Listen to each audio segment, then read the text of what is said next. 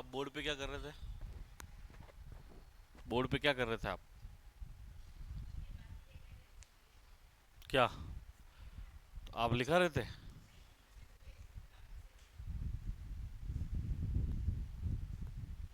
अपन पढ़ रहे थे सर 1857 की क्रांति, है ना? कल मैंने आपको बताया था, कल वाला होगा क्या इसमें?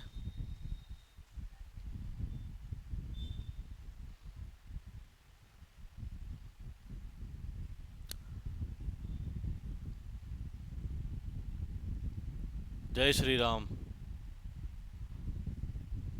नहीं है? बजरंगी भाईजान का फोन फैन कौन है ये?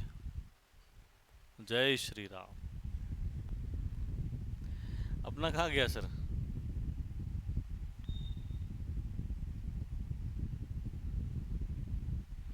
आजा मेरे माही, तेरी अखियां पुकार।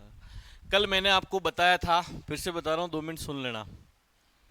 यूरोपियन देश भारत किस लिए आए थे? तो पहला कारण अपन ने ये पढ़ा था कि वे मसालों के लिए आए। किसके लिए? दूसरा कारण अपन ने पढ़ा था कि वे कच्चे माल के लिए आए। वहां पर कौन सी क्रांति हुई थी?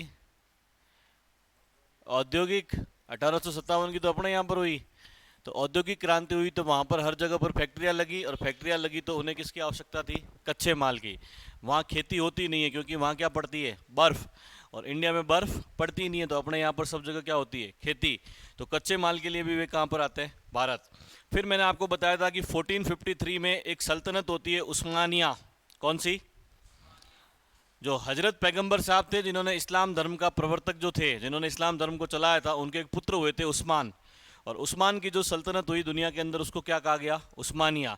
तो उस उस्मानिया सल्तनत ने 1453 में तुर्की पर अधिकार कर लिया। कहाँ पर? और तुर्की पर अधिकार कर लिया तो यूरोपियंस के भारत में आने का स्थलीय मार्ग क्या हो गया? बंद। तो जब स्थलीय मार्ग बंद हो गया तो इन लोगों ने समुद्री मार्गों की खोज की। कैसे मार्गों की? और समुद्री मार्गों की खोज सबसे पहले पुर्तगाल करता है। कौन करता है? क्योंकि उस समय वर्ल्ड पावर कौन था? पुर्तगाल। तो जो विश्व शक्ति होता है उसकी ये रिस्पॉन्सिबिलिटी बन जाती है कि आप क्या करोगे? खोज करोगे। तो उस समय विश्व शक्ति कौन था? पुर्तगाल। तो पुर्तगाल ने खोज की, और मैंने आपको बताया था कि समुद्री यात्रा से भारत आने वाला पहला व्यक्ति कौन था? 1498 के अंदर कौन आया था? Vasco D gamma. और वास्को डी गामा केरल के कौन से बंदरगाह पर उतरा था? कालीकट। कौन सा बंदरगाह? और उस समय कालीकट के राजा कौन थे? जमोरीन। कौन थे? और ये 1498 में आया, इसने व्यापार किया, ये वापस गया, और ये 1502 में हिंदुस्तान फिर से आया। जब ये फिर से आया तो रास्ता इनको पता चल गया कि भाई गोगुंदा जाने के लिए यहाँ से इसवा लोकेन फिर आगे से हाईवे पकड़ना पड़ता है। तो इसको जब रास्ता समझ में आ गया तो सारे देश आ गए। तो इसके बाद फ्रांसीसी आए, अंग्रेज हिंदुस्तान आ गए, फिर डच आए, और फिर डेनिस आए, और ऐसे ऐसे करते पूरे की पूरे यूरोपीय देश व्यापार करने के लिए कहाँ पर आ गए? इंडिया। 1500 से लगाकर 1600 तक कितने साल होते हैं? अरे कितने साल होते हैं? कितने होते हैं राउंड फिगर में? 100 साल हो गए। 100 सालों में इन लोगों ने आम व्यापारियों की तरह काम किया। मतलब गए, माल बेचा, फिर आए, फिर गए, फिर माल बेचा, फिर आए। 100 सालों के बाद में इन लोगों ने अपनी अपनी क्या बना ली? कंपनी। क्या बनाई? और जब इन्होंने अपनी अपनी कंपनियां बना ली तो उसका नाम रखा उन्होंने, और नाम रखा उसका ईस्ट इंडिया कंपनी। सभी की कंपनी का एक ही नाम होता था, ईस्ट इंडिया कंपनी। अगर अंग्रेजों की ईस्ट इंडिया कंपनी है तो आगे इंग्लिश जुड़ जाएगा, फ्रांसीसियों की है तो आगे फ्रांसीसी जुड़ जाएगा, और डच की है तो आगे क्या जुड़ जाएगा? डच। तो अपना काम किससे है? अंग्रेजों से है। तो याद रखना, इंग्लिश ईस्ट इंडिया कंपनी की जो स्थापना है वो 1600 ईस्वी में हुई थी। कब हुई थी? और डेट अगर याद रखना चाहो तो 31 दिसंबर 1600 को हुई थी। न्यू ईयर मनाने के बाद में इन्होंने कंपनी की क्या कर दी थी? स्थापना। तो एक क्वेश्चन एग्जाम में पूछा जाता है कि जब इंग्लिश ईस्ट इंडिया कंपनी की स्थापना हुई उस समय भारत के राजा कौन थे? तो क्या करोगे?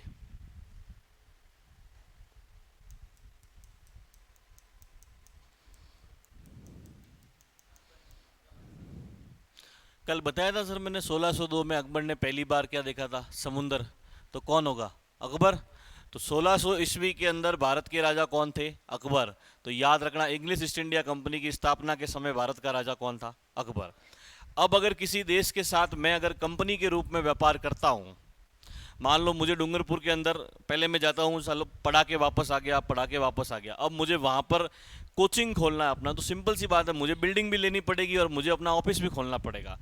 तो अब इनको भारत के अंदर कंपनी के रूप में व्यापार करना था, तो पहले अप डाउन किया करते थे, अब इनको यहीं पर रहना है तो आपको यहाँ ऑफिस खोलना पड़ेगा, और अगर आपको ऑफिस खोलना पड़ेगा तो भारत के राजा से आपको अनुमति लेनी पड़ेगी। क्या लेनी पड़ेगी?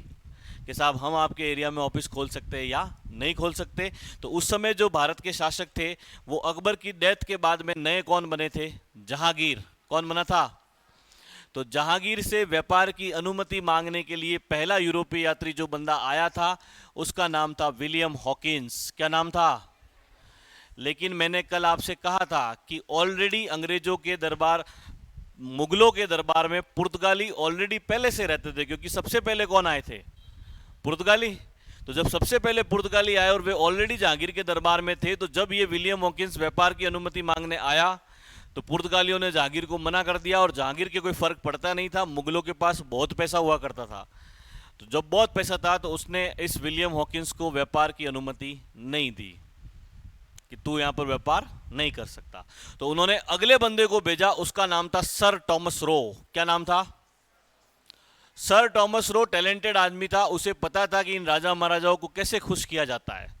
तो वो वहां से बहुत सारे भेंट उपहार जो होते हैं, अलग अलग अच्छी अच्छी चीजें जो यूरोप के अंदर मिला करती थी, वो सारी की सारी जहांगीर के लिए लेकर आया। और सिंपल सी बात है, किसी व्यक्ति के लिए आप बिना कोई कारण के अगर कोई भी तोहफा लाओगे तो आदमी खुश होता ही होता है, कि नहीं होता है? मेरे लिए भी तुम अगर कोई गिफ्ट लेके आओगे तो मुझे भी खुशी होगी, और मैं तुम्हारे लिए लेकर आऊंगा तुम्हें भी खुशी होगी। सिंपल सी बात है।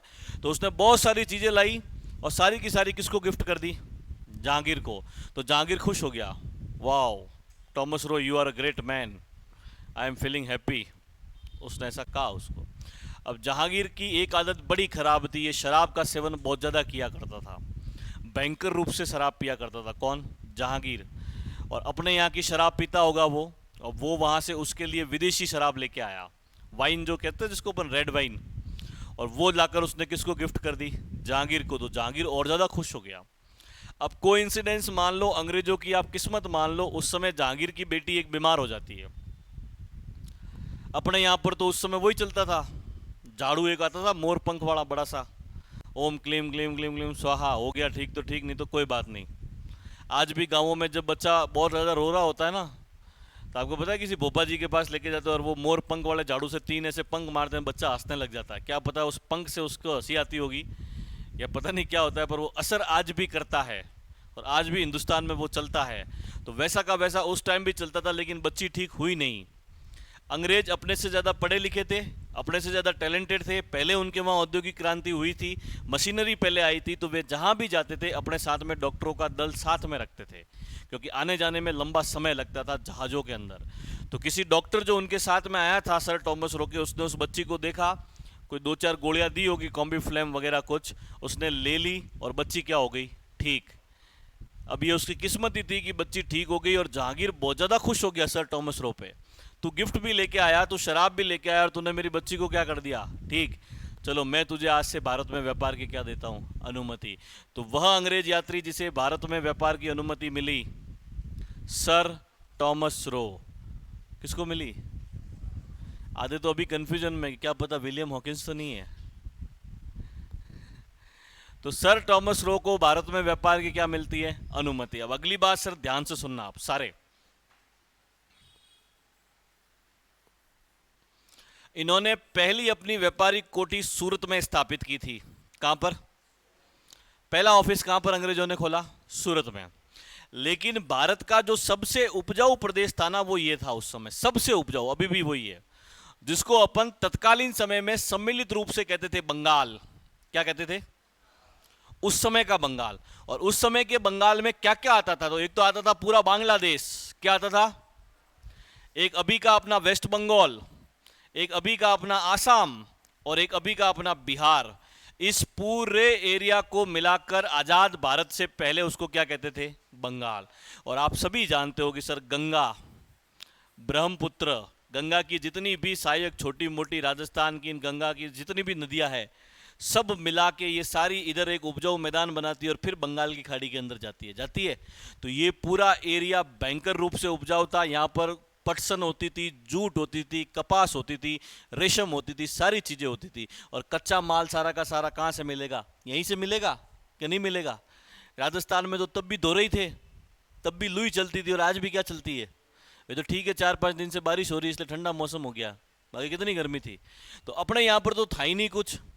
तो ये सूरत से फिर आगे बढ़े, महाराष्ट्र के बंबई गए, बंबई से फिर आगे बढ़े, नीचे केरल गए, फिर मद्रास गए, फिर विशाखापट्टनम गए, और एंड में इन्होंने अपनी व्यापारिक कोठी कलकत्ता में स्थापित कर ली। कहाँ पर? इसलिए अंग्रेजों ने जितने भी डेवलपमेंट स्टार्टिंग के अंदर किए ना, वे सारे बंगाल में हुए। स्कूलें सबसे पहले खुली तो कहाँ खुली?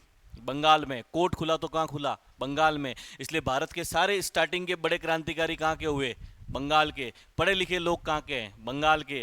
टैलेंटेड पर्सन सारे कहाँ के थे? बंगाल के। रविंद्रनाथ टैगोर, अरविंद घोष, बंकिम चंद्र चटर्जी, जितने भी नाम आप भारत के इतिहास के अंदर शुरुआत के काल में देखते हो ना, वे सारे कहाँ के होते हैं? बंगाल के। क्योंकि अंग्रेज वहाँ जाके रहते हैं तो डेवलपमेंट पहले वहाँ होता है। अपने यहाँ पर तो रियासतें थी, और रियासतों के साथ में अंग्रेजों ने क्या करी थी? संधियाँ।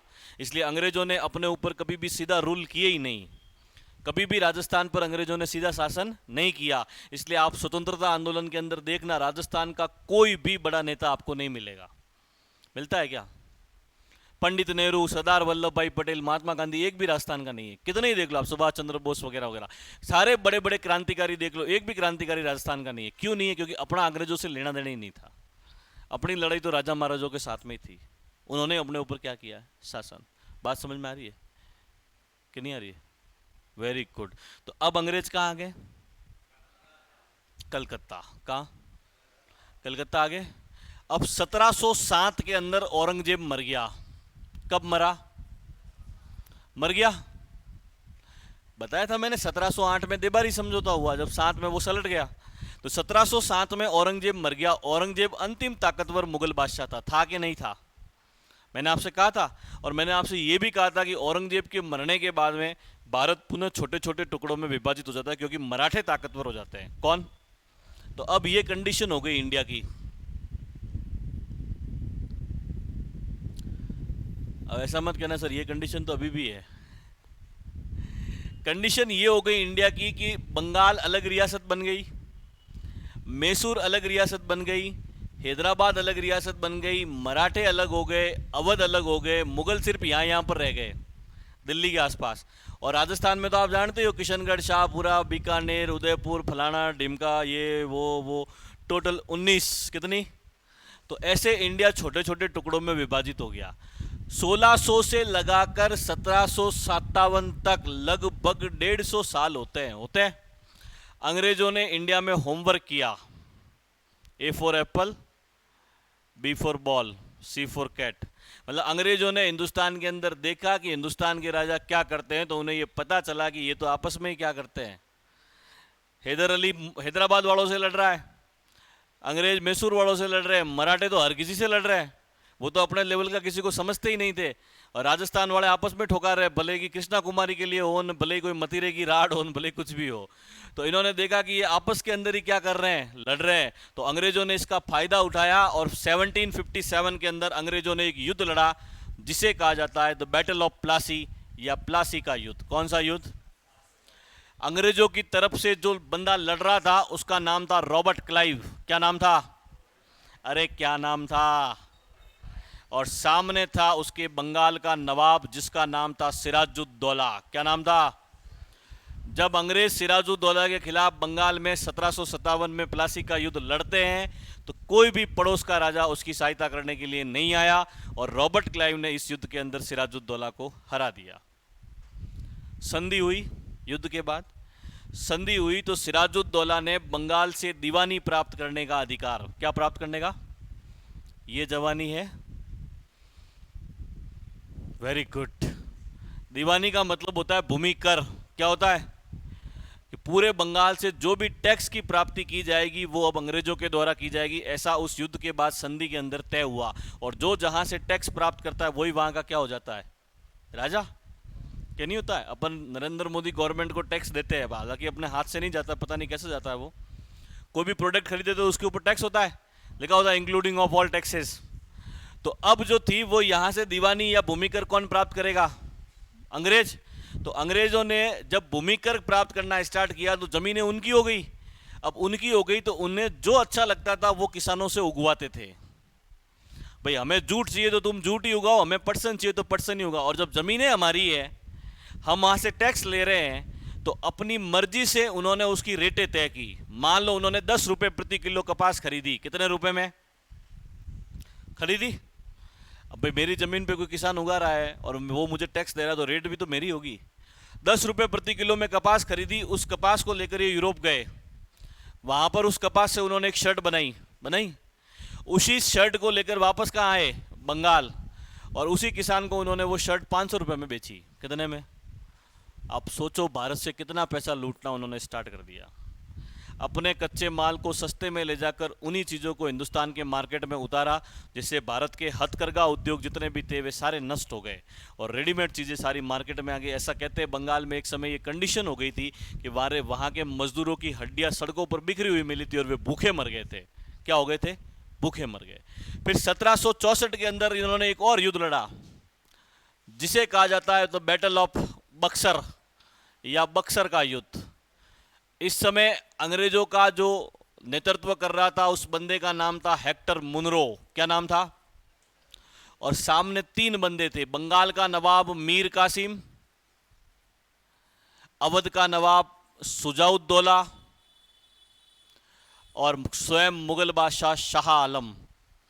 सेकंड नंबर वाला था, इसलिए इसको शाह आलम द्वितीय भी कहते हैं। ये मुगल बादशाह था, ये अवध का नवाब था और ये बंगाल का नवाब था। यानी कि भारत की 3 बड़ी ताकतें सामने लड़ रही है। खुद मुगल बादशाह लड़ रहा है, अवध का नवाब लड़ रहा है और बंगाल का, और इधर सिर्फ कौन है? अंग्रेज। अगर अंग्रेजों ने यहाँ पर इन तीनों को हरा दिया तो मराठों को छोड़कर पूरे भारत में अंग्रेजों को टक्कर देने वाला कोई भी व्यक्ति नहीं बचा। और अगर इन तीनों ने मिलकर अगर अंग्रेजों को हरा दिया तो अंग्रेजों के भारत से पत्ते साफ। युद्ध हुआ और हेक्टर मुनरो की सेना ने इन तीनों की संयुक्त सेना को क्या कर दिया? हरा दिया। और अब बंगाल पर पूर्ण रूप से अंग्रेजों का अधिकार हो गया, पूर्ण रूप से। पहले सिर्फ ये टैक्स लेते थे, अब बंगाल पूरे ही किनका हो गया? अंग्रेजों का। और अंग्रेजों ने धीरे धीरे करते करते करते करते भारत की सभी रियासतों पर क्या कर लिया? अधिकार। तो 1757 द बैटल ऑफ प्लासी से लगाकर 1857 तक, इन 100 वर्षों में अंग्रेजों ने भारतीयों पर जो अत्याचार किए, उसके कारण जो रिवॉल्यूशन हुई, उसके कारण जो क्रांति हुई, उसे अपन 1857 की क्रांति के नाम से जानते हैं। मैं आशा करता हूं कि मेरी बात आप लोगों को समझ में आई होगी कि नहीं आई। ईमानदारी से, मम्मी कसम, लिखो पहली लाइन सर। यूरोपीय देश 1857 की क्रांति स्टार डाल दो। वो पुराना वाला सारा लिख लिया क्या अपन ने? माधो सिंह, मान सिंह है? मान सिंह लास्ट ही तो था। मान सिंह लिख दिया ना? अरे यार लिखो फिर, उसको पहले पूरा करो। ये जो नए आए हैं वो मत लिखना सर, आप लिखना मत कोई। जो पुराने वाले हैं वो 2 राजा पूरे करो। अरे तो बोला करो ना, मैं लिखा रहा हूं, तुम कह नहीं रहे हो सर पुराना बाकी है। राम सिंह पूरा लिख लिया था। अगला लिखो सर, सवाई माधो सिंह। सवाई माधो सिंह द्वितीय।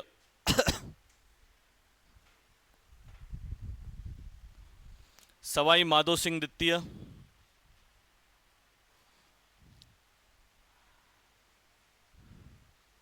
इसने अपनी 9 पासवानों के नाम के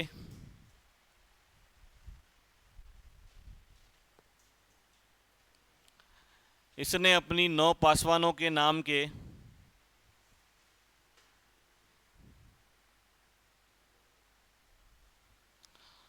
9 अलग अलग महल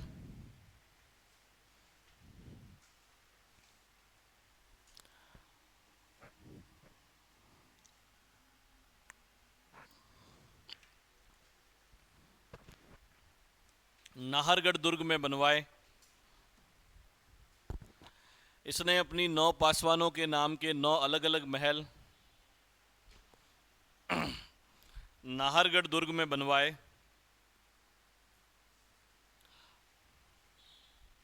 नाहरगढ़ का निर्माण नाहरगढ़ का निर्माण सवाई जयसिंह ने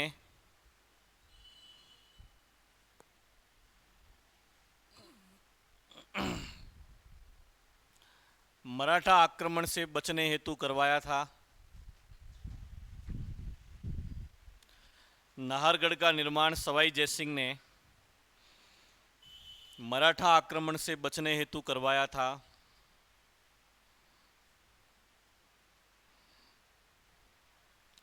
इसे सुदर्शनगढ़ भी कहा जाता है।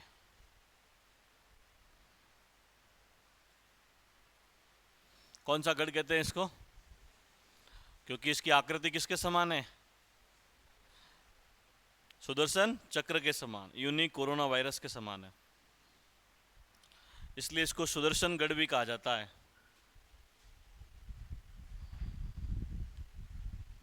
आपने क्या लिखा? सुदर्शन चक्र भी कहा जाता है। अगला शासक सर सवाई मान सिंह द्वितीय। सवाई मान सिंह द्वितीय। आजा मेरे माही तेरा रास्ता पुकार। पोलो के उत्कृष्ट खिलाड़ी थे। किसके?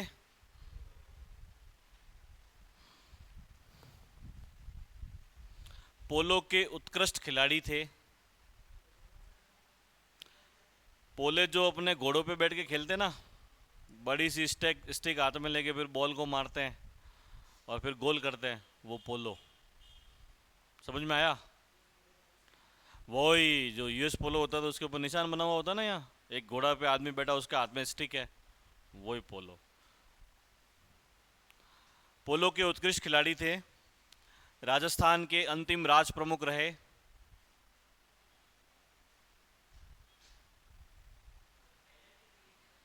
पहले और अंतिम दोनों यही थे। राजस्थान के अंतिम राज प्रमुख रहे।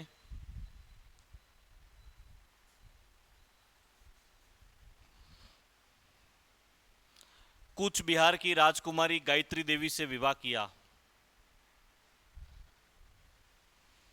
कूच बिहार की राजकुमारी गायत्री देवी से विवाह किया। कूच में 6 चम्मच वाला आएगा, है ना? कुछ नहीं होगा वो। कूच बिहार की राजकुमारी गायत्री देवी से विवाह किया।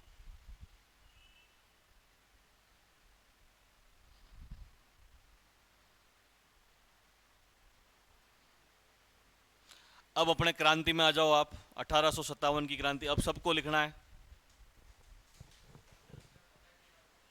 अरे हाँ, एक वो सवाई जयसिंह जो अपन ने लिखा है ना, खोलना उसको, सवाई जयसिंह को। सवाई जयसिंह खोलो सारे। उसमें मैंने आपको पहली लाइन लिखाई थी कि इन्होंने 8 मुगल बादशाहों का काल देखा, उसमें 7 कर देना आप, 7 कर दो। ये सेकंड नंबर पे लाइन लिखी हुई देखो, इसने 8 मुगल बादशाहों का समय देखा, इसको 7 कर दो।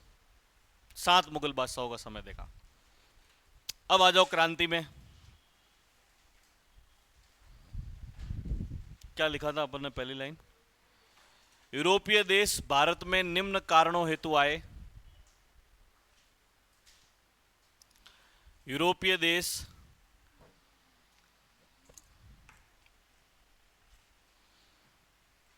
भारत में निम्न कारणों हेतु आए। कल 1 तारीख है, कल सारे फॉर्म भर देना, कल ही भर देना और मेरे को बताना कल लाके। कल या मतलब परसों जब भी लेके आओ तब बताना। कल तो कैसे लेके आओगे?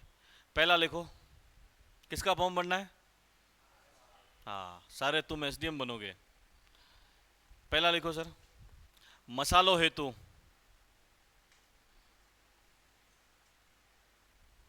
दूसरा लिखो, औद्योगिक क्रांति के कारण कच्चे माल हेतु।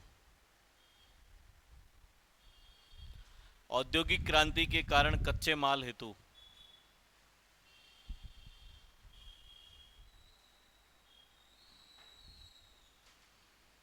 तीसरा लिखो, नए बाजारों की आवश्यकता।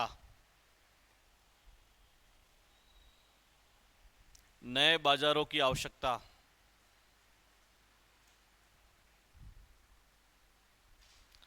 फोर्थ, 1453 में, 1453 में उस्मानिया सल्तनत द्वारा, 1453 में उस्मानिया सल्तनत द्वारा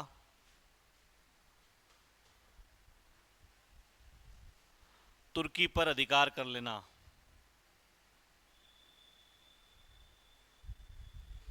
उस्मानिया सल्तनत द्वारा तुर्की पर अधिकार कर लेना।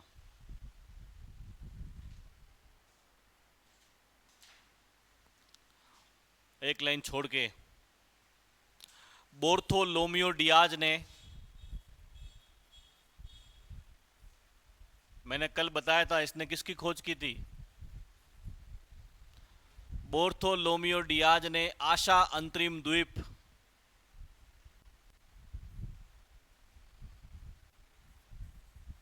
इंग्लिश में लिखना केप ऑफ गुड होप,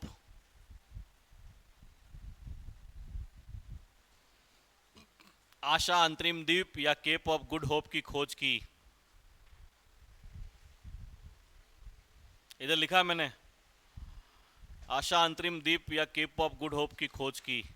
ये अफ्रीका महाद्वीप में है। मैंने कहा था कि जब ये आया तो इसको होप जगी कि अगर हम यहां पर आ सकते हैं तो हम इंडिया भी जा सकते हैं।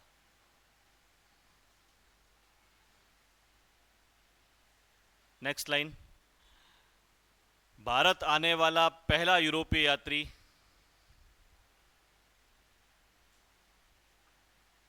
भारत आने वाला पहला यूरोपीय यात्री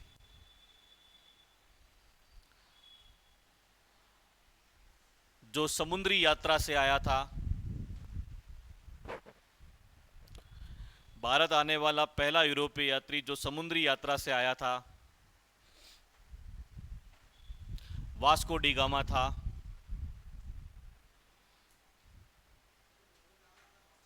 पुर्तगाल,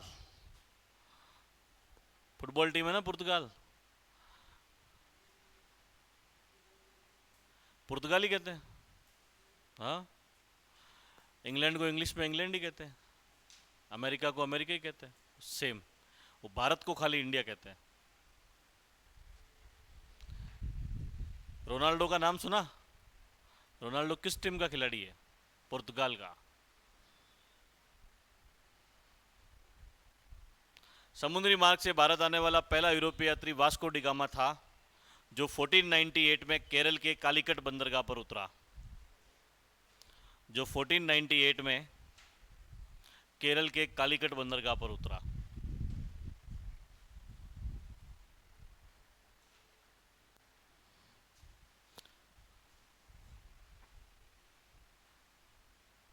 उस समय केरल का शासक जमोरीन था, सॉरी, उस समय कालीकट का शासक जमोरीन था।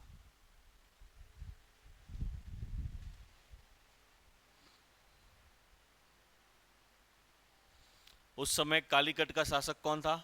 जमोरीन। नेक्स्ट लाइन, 1502 में वास्को डी गामा पुनः भारत आता है। 1502 में वास्को डी गामा पुनः भारत आता है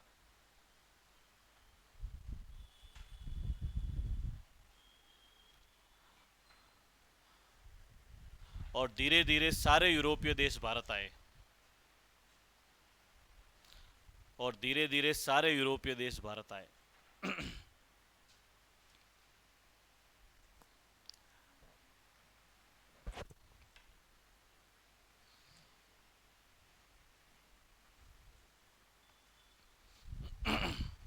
अगली लाइन इंपोर्टेंट करना इसको। 31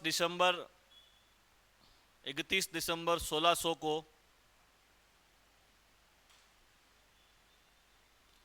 इंग्लिश ईस्ट इंडिया कंपनी की स्थापना हुई। 31 दिसंबर 1600 को इंग्लिश ईस्ट इंडिया कंपनी की स्थापना हुई।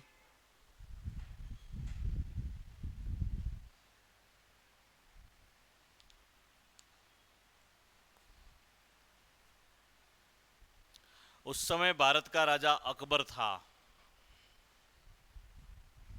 कौन था? अकबर, मोहम्मद जलालुद्दीन अकबर। जहां पना तुसी ग्रेट हो। उस समय भारत का राजा कौन था? अकबर था। ये अकबर याद रखना, पूछा जाता है, क्योंकि व्यापार की अनुमति जहांगीर देता है और राजा स्थापना के समय कौन था? अकबर था। कंफ्यूज मत हो जाना, वहां गलती मत करना। अगली लाइन, पहला अंग्रेज यात्री, पहला अंग्रेज यात्री विलियम हॉकिंस था। पहला अंग्रेज यात्री विलियम हॉकिंस था, जो जहांगीर से व्यापार की अनुमति मांगने आया। जो जहांगीर से व्यापार की अनुमति मांगने आया।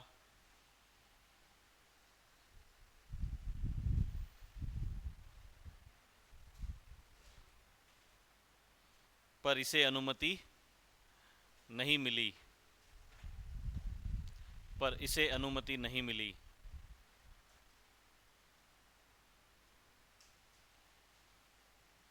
अगली लाइन इंपॉर्टेंट, व्यापार की अनुमति, व्यापार की अनुमति सर टॉमस रो को मिली। किसे मिली? व्यापार की अनुमति सर टॉमस रो को मिली।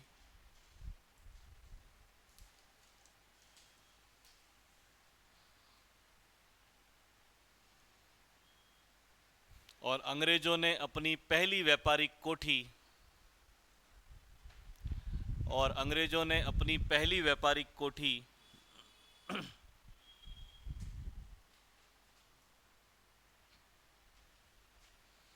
और अंग्रेजों ने अपनी पहली व्यापारिक कोठी सूरत में स्थापित की। कहाँ स्थापित की? सूरत। नोट, NOTE,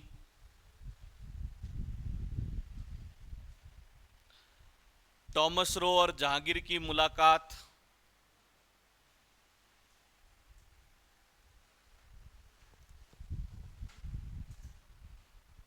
टॉमस रो और जहांगीर की मुलाकात राजस्थान के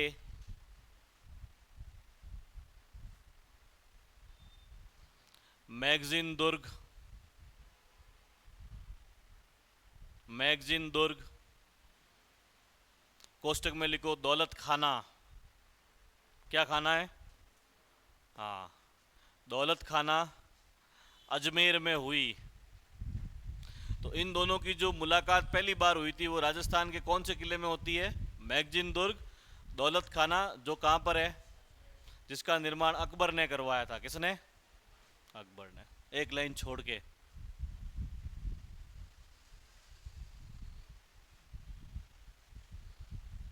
कालांतर में अंग्रेजों ने अपना केंद्र, कालांतर में अंग्रेजों ने अपना केंद्र कलकत्ता को बनाया। किसको बनाया?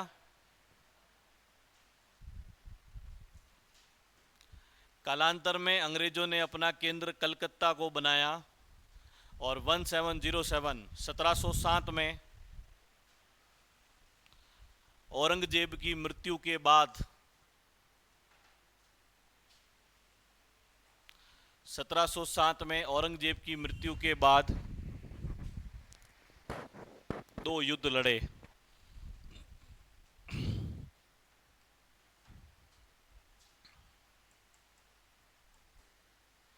पहला लिखो तो बैटल ऑफ प्लासी 1757,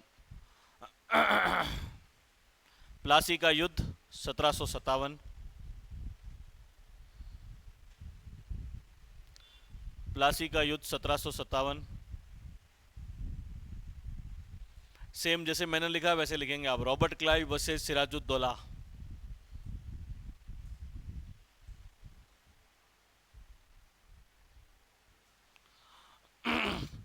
फास्ट तो नहीं हो रहा है? अगर फास्ट हो रहा हो तो बोल देना सर, वापस बोलो, शर्माना नहीं है। ना मैं किसी का ससुर लग रहा हूँ, ना जेठ लग रहा हूँ, कुछ नहीं लग रहा हूँ मैं। रॉबर्ट क्लाइव वर्सेस सिराजुद्दौला लिखा। सिराजुद्दौला के पीछे कोष्टक में लिख दो बंगाल का नवाब। कहाँ का नवाब था? रिजल्ट, परिणाम, इधर देखो, इधर लिखा हुआ है परिणाम, रिजल्ट। अंग्रेजों की जीत हुई, अंग्रेजों की जीत हुई और बंगाल से दीवानी प्राप्त करने का अधिकार। दीवानी का मतलब क्या होता है? भूमि कर या टैक्स। बंगाल से दीवानी प्राप्त करने का अधिकार।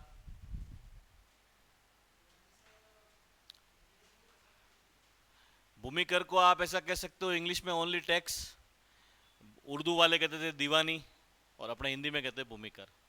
जो लैंड के ऊपर टैक्स लिया जाता है ना, जैसे भाई लैंड मेरी है, आप खेती कर रहे हो, लैंड रेवेन्यू कह सकते हो आप, बिल्कुल सही बात है। जैसे आप खेती कर रहे हो, मैंने आपको कहा कि आपको महीने के 5,000 रुपये मुझे देने हैं, तो वो लैंड रेवेन्यू हो गया बस।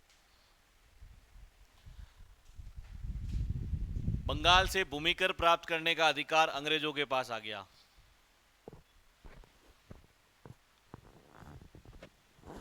या दीवानी प्राप्त करने का अधिकार अंग्रेजों के पास आ गया। नेक्स्ट, अगला युद्ध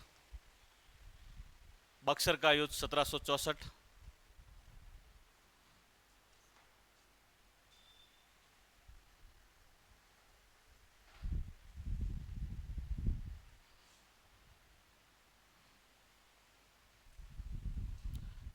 एक तरफ तो कौन था? हेक्टर मुनरो वर्सेस, ये ऐसा क्रॉस मत करना आप लोग, मैंने करा है, versus Mir Qasim.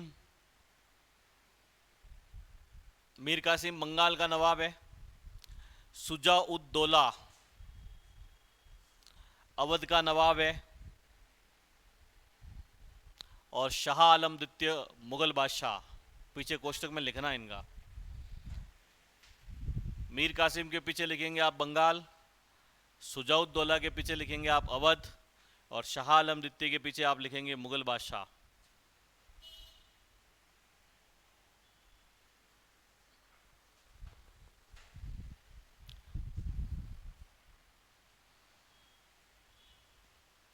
Result, third division by grace.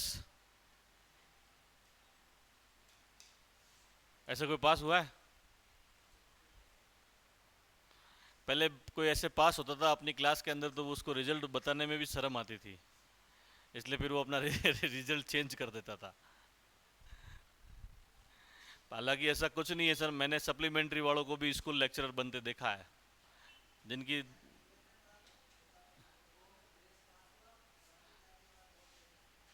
कहाँ पे जॉब कर रहा है?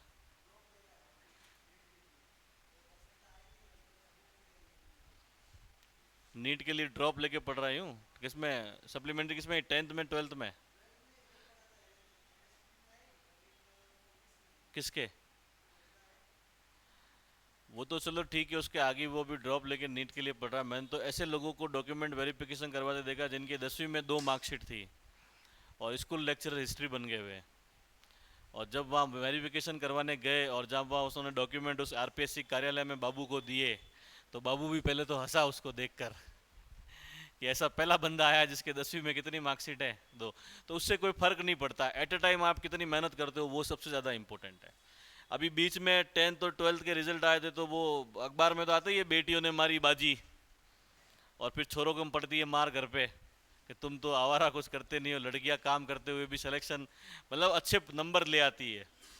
तो एक कोई कलेक्टर था, पता नहीं कहाँ का, मैं भूल गया, उसने उसका अखबार में उसका आया भी था, उसने कहा होगा कि मैं, उसने कहा था 10वीं से 12वीं से कोई फर्क नहीं पड़ता, मेरे बहुत कम नंबर थे फिर भी मैं आज आईएएस हूँ। तो अभी आप कितनी मेहनत करते हो वो इंपॉर्टेंट है। हकीकत में कंपटीशन में यही होता है, पहले क्या हो गया उससे कोई मतलब नहीं है। लेकिन साइकोलॉजी में ऐसा भी कहते हैं, सर ने आपको पढ़ाएंगे या पढ़ाया भी होगा, बुद्धि, बुद्धि पढ़ी, इंटेलिजेंस, बुद्धि जन्मजात होती है, उसके ऊपर वातावरण का या उन चीजों का कोई भी ज्यादा असर नहीं होता है। थोड़ा बहुत होता है, इतना ज्यादा नहीं होता है, पर जो एक टैलेंट बंदे के अंदर होता है वो बचपन से होता है, उसके जेनेटिक गुणों से ज्यादा होता है, वो वाली बात है। हो सकता है आपने 10वीं में पढ़ाई नहीं करी हो, सप्लीमेंट्री आ गई हो, फिर बाद में आपने पढ़ लिया हो। मेरे भी आई थी सर 11वीं में। 11वीं में मेरे साइंस थी, मेरे केमिस्ट्री और मैथ्स में सप्लीमेंट्री आ गई थी। कोई बात नहीं सर, फिर मैंने छोड़ दी, आगे लिखो आप। और फिर मुझे पता चला कि अपन तो हकीकत में इसके लिए बने थे, वहां तो गलत घुस गए थे। नेक्स्ट सर, 1757 से लेकर अगली लाइन 1757 से लेकर, परिणाम अंग्रेजों की जीत हो गई। परिणाम लिख लो, अंग्रेजों की जीत हो गई या हेक्टर मुनरो की जीत हो गई, एक ही बात है।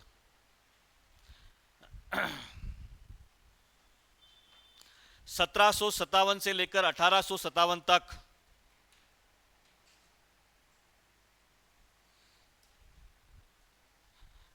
अंग्रेजों ने भारतीयों पर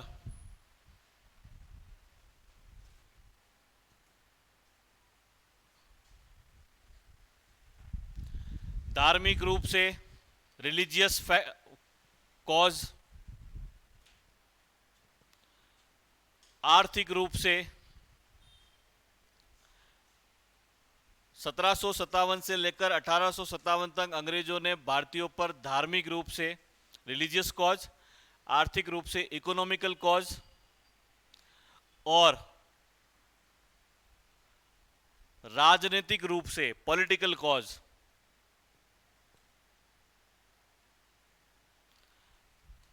जो अत्याचार किए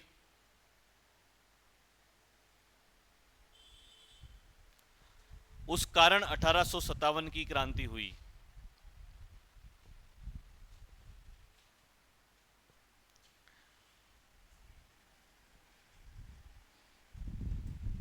अपनी कॉपी कर लो बंद सर, 10-15 मिनट मेरी बात सुन लेना आप सारे ध्यान से। अब देखो, कारण बहुत सारे थे, हर तरह से भारतीयों के ऊपर अंग्रेजों ने जुल्म ही जुल्म किया था, पैसे बहुत ज्यादा लूटे, धर्म के नाम पर इस्लाम धर्म का, सॉरी, ईसाई धर्म का प्रचार करना इन्होंने स्टार्ट कर दिया। जैसे आपने नाम सुना होगा ईसाई मिशनरीज, सुना? जितने भी ये कॉन्वेंट होते हैं, Saint Paul, Saint Mary, Saint Teresa, Saint Saint Saint वाले जितने, इमानुअल मिशन, तो ये क्या होता है, इनके वहां जाते हो आपको ईसा मसीह जी का फोटो दिखता है, पहले प्रार्थनाएं भी वैसी होती है, उनका ड्रेसिंग सेंस भी वैसा होता है। तो ये उस समय इंडिया में आए थे और अपने ईसाई धर्म का प्रचार करते थे। फिर आपको पता होगा कि इसके विरोध में आरएसएस वालों ने आदर्श विद्या मंदिर, विद्या निकेतन, ये इस प्रकार की स्कूलों की स्थापना करना स्टार्ट किया, ताकि हिंदू धर्म की जो विचारधारा है उसको भारत के अंदर फैलाया जा सके। तो उस रूप से, आर्थिक रूप से, राजनीतिक रूप से रियासतों को हड़पना, रियासतों के साथ में युद्ध करना, बहुत सारे कारण थे। लेकिन इसका जो तात्कालिक कारण था वो आपको याद रखना है। आप ऐसा समझ सकते हो कि बॉम्ब भर चुका था, उसके अंदर जो चिंगारी लगाने का काम किया था वो किसने किया, वो मैं आपको बताता हूं, सुनना ध्यान से आप। 1856 के अंदर, क्रांति से जस्ट एक साल पहले, भारत के जो गवर्नर जनरल थे, ईस्ट इंडिया कंपनी के सबसे बड़े अधिकारी को भारत में क्या कहते थे? Governor general. तो 1856 में भारत के गवर्नर जनरल थे लॉर्ड केनिंग। क्या नाम था? केनिंग साहब ने घोषणा करी कि पहले तुम जिस राइफल का इस्तेमाल करते थे सैनिकों को, राइफल यानी बंदूक, सैनिकों को कहा कि पहले तुम जिस राइफल का इस्तेमाल करते थे उसका नाम था ब्राउन बैस। क्या नाम था? अब तुम इस राइफल का इस्तेमाल नहीं करोगे और आज से तुम्हें एक नई बंदूक, नई राइफल दी जाएगी जिसका नाम होगा एनफील्ड राइफल। कौन सी राइफल? Enfield rifle. आपकी जो ये रॉयल एनफील्ड कंपनी है ना, जो आजकल बुलेट या बाइक निर्माण का कार्य करती है, वो आज से 100-150 साल पहले बंदूक निर्माण का कार्य किया करती थी। इसीलिए इसका नाम होता है बुलेट, और बुलेट को हिंदी में कहा जाता है कारतूस, या अपन अपनी आम भाषा में कहते हैं गोली। क्या कहते हैं? इसीलिए वो चलती है तब आवाज भी किसके जैसी आती है? बंदूक के जैसी आती है, do do do do do ऐसे।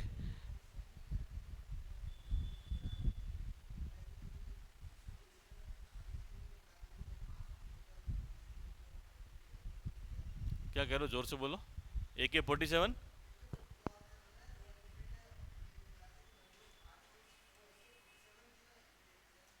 वही तो मैं बोल रहा हूँ सर, सुन तो लो मेरी बात पहले, मुझे पहले मेरा क्लियर तो करने दो, फिर आप अपनी बात रखना।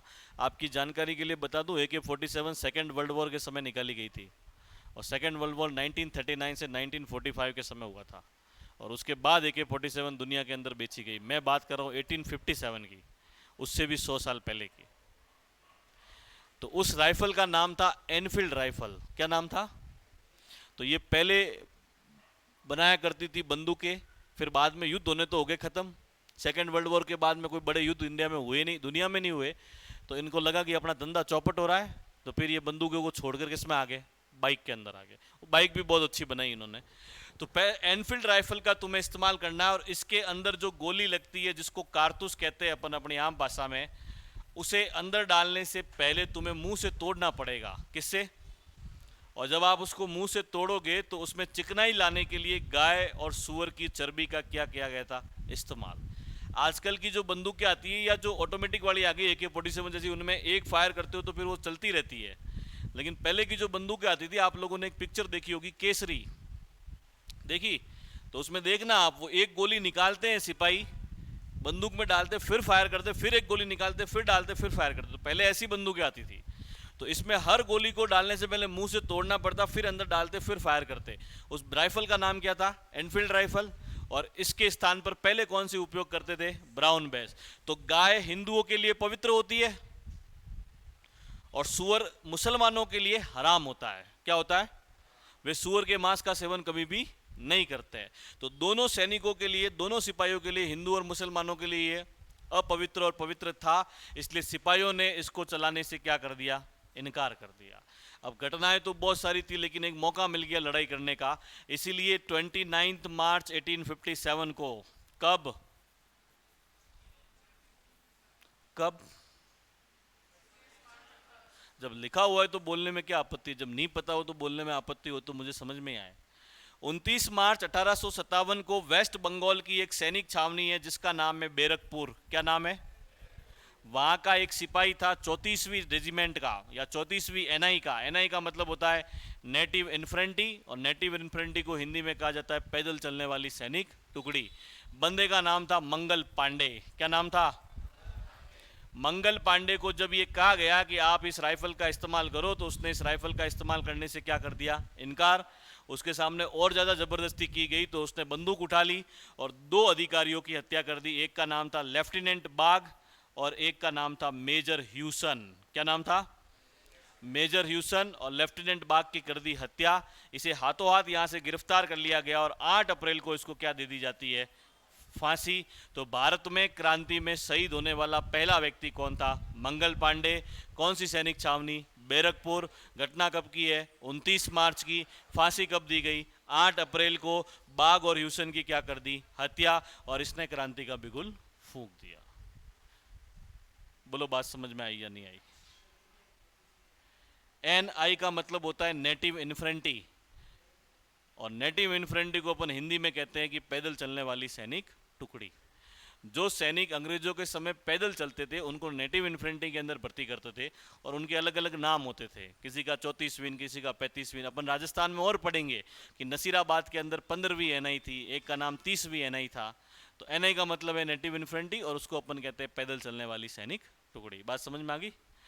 तो इस प्रकार से, इसलिए क्रांति का तात्कालिक कारण ये था, बहुत सारे कारण थे, मैंने कल बताया था आपको, और इस प्रकार से यहाँ पर ये जो थी वो पहली घटना हो जाती है, और फिर क्रांति की राजस्थान या इंडिया के अंदर क्या हो जाती है? शुरुआत हो जाती है। तो मैं आशा करता हूँ कि आप लोगों को मेरी बात समझ में आई होगी कि नहीं आई।